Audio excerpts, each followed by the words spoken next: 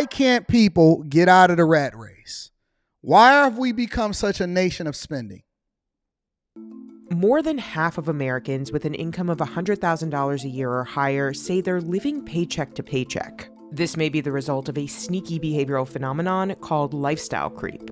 Lifestyle creep is the common pattern of making a little more money and starting to spend a little bit more money. It happens almost automatically. I think people hold these benchmarks in their mind. If I reach this position or I get this promotion or I make it to this age, then I can live this life, or then I deserve to have these things. And then they kind of go a little crazy or go a little wild on it. And then it becomes like a trade-off. Like they only can enjoy their present happiness and they're not able to save or plan for the future. There's nothing wrong with wanting nice things. The mental, emotional. Stock Club is this weekend, Nate. Stock Club is this weekend on Patreon. Reason why we want to acquire. Is that our budgeting coach? Wasn't we having a conversation about budgeting coach Sabrina Allen? What was that, last week, week before last, something like that? Neither here nor there. We'll get there. Is generally rooted in this need for like your perceived value. Like we live in a world where like the nicer car you drive, the higher your perceived value is. 6 out of every 10 people surveyed said that paying for everyday expenses negatively impacted their mental health. It does take a lot of joy from just life. Hey, paying my bills negatively affect my mental health. Me too. Me too. Paying my regular bills regularly affect my mental health too. What? Either we incredibly coddled and we just don't understand, or we incredibly spoiled. Which one is it? Either we spoiled or we coddled. Either we spoiled or we coddled. Which one is it? And always being in this scarcity mindset when there isn't necessarily a scarcity to fear.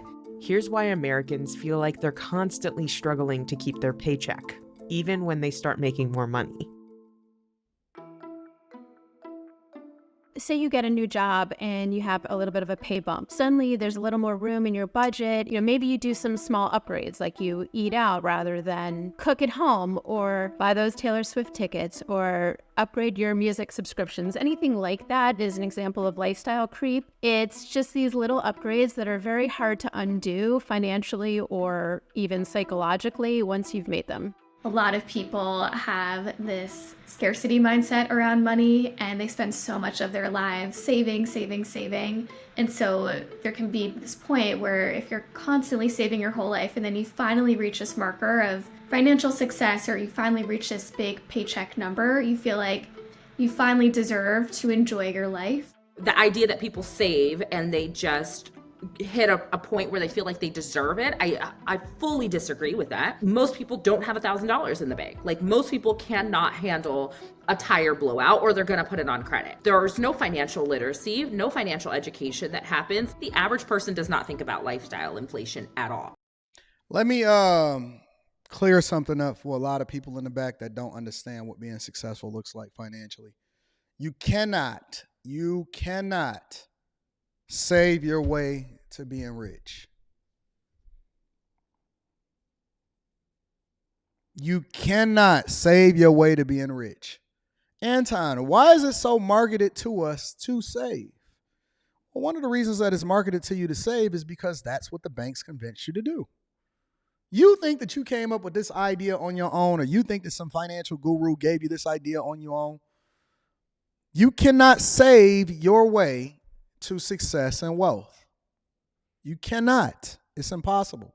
You will not even beat the rate of inflation, meaning that the value of your money is going to continue to go down as you put it in to the bank. Well, why did the bank convince us to do that? Because they can loan out more money based off of how much they have in deposits, which then allows them to make more money. It's the idea of a bank. A bank basically consolidates a bunch of people money to validate making more money by loaning you out money, and then you convince yourself that it makes more sense to use other people's money to make money, and you out here looking stupid because you don't know how to You just lost your house because you didn't really know how to invest properly. Well, Anton, why would I lose my house because I'm using other people's money? Because you scale too fast and you don't know what to do when you then find yourself in an emergency. When I seen the rent moratorium happen, I knew that it was going to be a problem. And it was going to be a problem first for landlords and then secondly for renters. Because people were not going to catch up. They was not going to start putting money into paying off their student loans, right? And then most people that own real estate, they don't own it outright and then they leasing out their properties. They had to go over to the bank and then ask for some form of a forgiveness. How do I know? Because I work at a bank. And then the banks had to basically allow for you to forego having to pay the rent or the mortgage because they wasn't over there paying the rent. And you didn't know how to vet for a tenant effectively. And then now that the moratorium is ended, at the end of 2023, you see record people getting evicted over in Phoenix, Atlanta, and all across the United States of America. And they have a backlog of evictions inside of the courts to try to get you up out of their properties because you ain't been paying rent for a long time. Well, in most instances, you're not even able to go to the bank. The bank is going to say, oh, you can't pay for your property? I'm taking it. So no matter how much equity you have into it, you thought that you was going to cash for the property until the people stopped paying rent, and then you didn't have enough income that you was generating outside of that in order to cover for the problems that you was dealing with regard to the tenants. So not only was they not paying rent, but you also had to file court documents. You also got to redo the property and get it prepared for somebody else to come in there, hoping that they pay rent also, and then you have zero, zilch, nada protection against it because every single law, especially in these liberal states, are there to protect the people that's in the housing, not the people that's actually paying for the housing. And then the banks convince you to get a 30-year mortgage. You think that you're going to make every single payment on time in 30 years. It's people getting foreclosed on and losing their houses every single day. Nobody and no financial gurus talk about that. Nobody talks about the property taxes that you fall behind on, the mortgages that you fall behind on. And so regardless of how much equity you built up into it, you then give all of that over to the bank.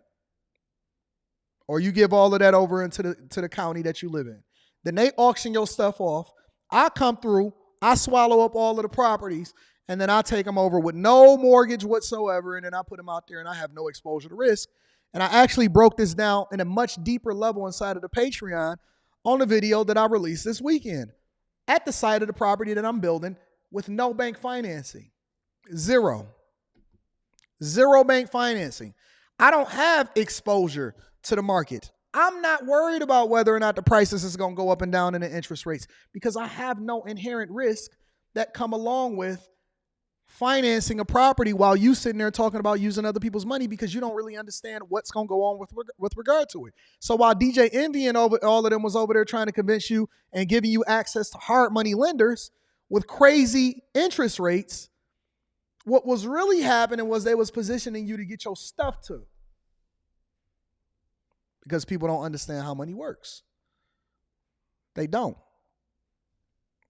I think it's something that's not even on the average person's radar. Coming out of the pandemic, there was this strong desire to go out and splurge on experiences, maybe take... Let me move this forward a little bit. About spending a little more than we should, that can feel like rebellious or bad. And it often can be a reaction to our family culture around money or parentified or internalized rules around what we can give ourselves.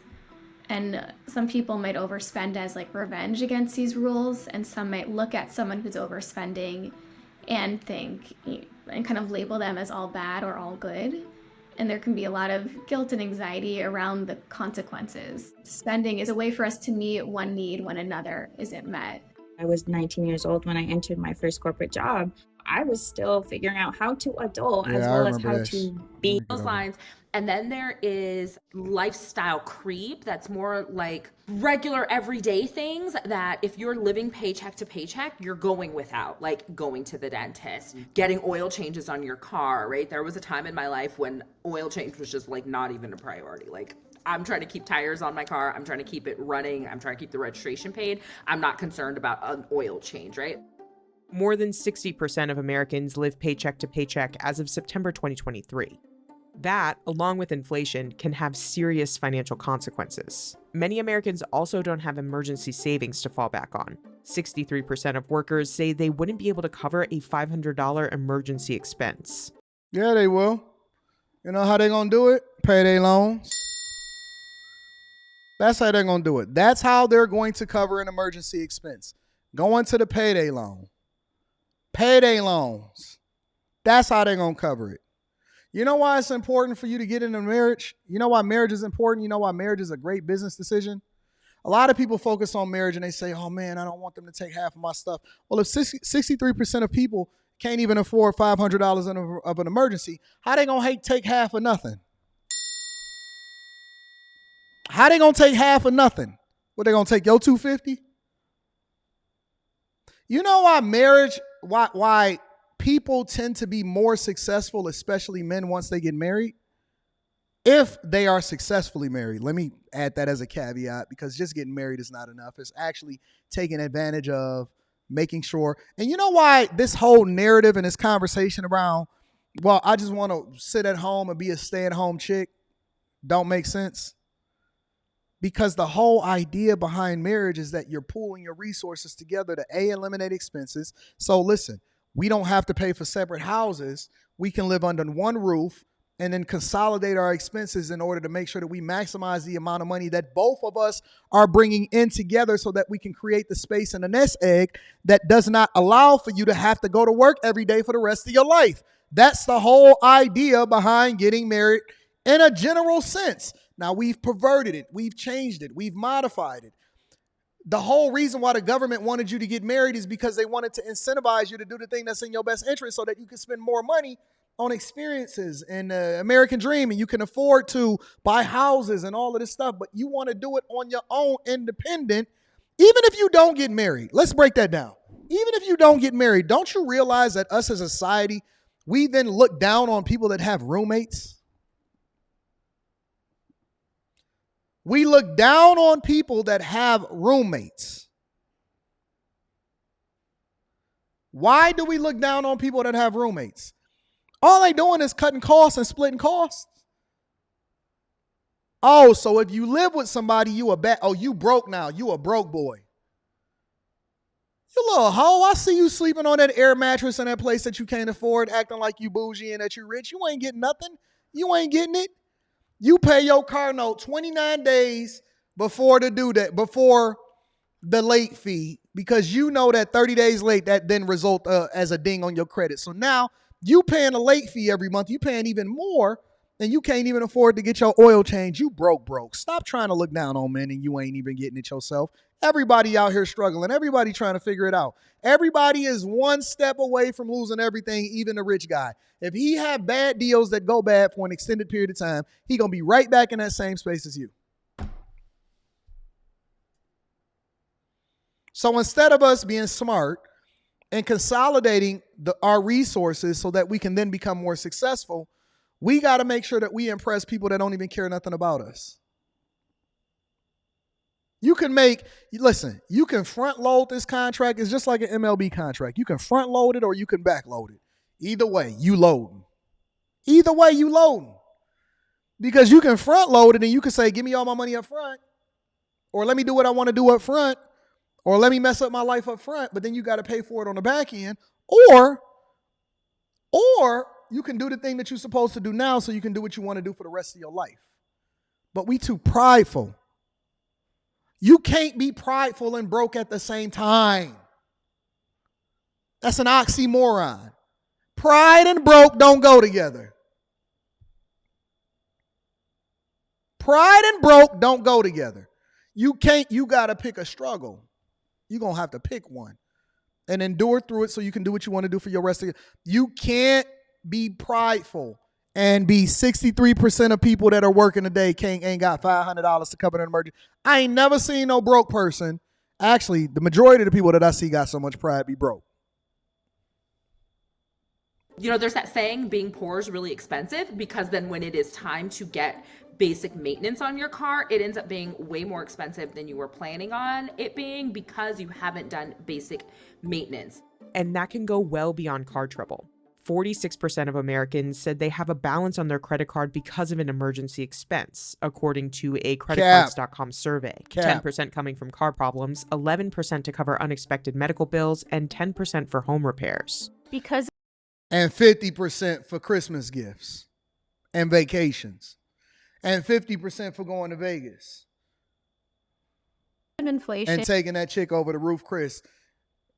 That shouldn't have been there in the first place. And higher prices nearly across the board. People have been having a harder time making ends meet, and often that means turning to credit cards to fill in the gap between what you need to buy and what you can actually afford. Credit card rates are over 20%. That's the highest interest that you'll likely find anywhere unless you're getting a payday loan. Credit card debt can really spiral out of control and pretty quickly. The solution to get what you need when you're in a position when you don't have it, it really is to just make more money. It sounds like a simple solution, but it also sounds like a condescending one, right? You tell Tim Stepney says the airports do be packed, don't they? Don't they? If 63% of people can't afford a $500 emergency, why is the plane so full? Why is traveling at an all-time high? Why are everybody's focusing on experiences instead of focusing on making sure that they stack their bread up so they can invest in things that actually make sense for them? Somebody who is doing the best that they can, that they need to make more money. The solution to make more money isn't really realistic. We don't need to find a balance part. You don't need no balance. You don't need no balance. You don't need no balance. You need to sit your butt down and figure out how to do stuff for free. You need to sit your butt down and figure out how you can do something for free. Go online and look up things to do for free.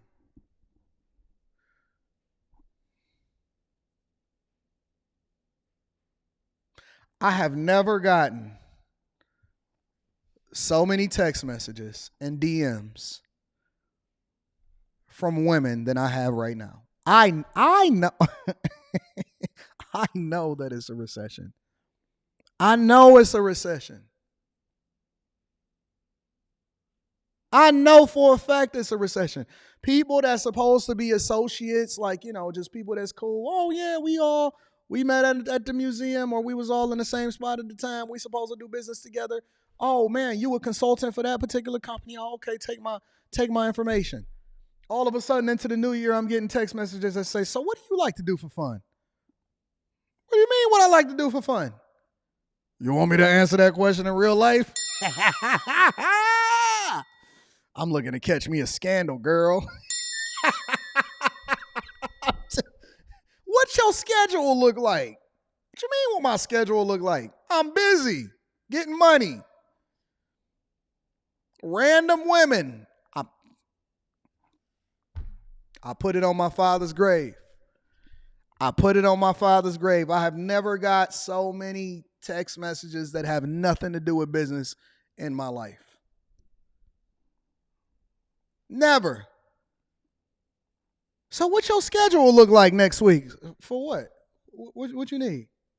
I'm just checking on you, seeing how everything is going. Oh, yeah? Hey, you want me to bring you something? I was going to be over there that way. I can bring you something to eat. Word?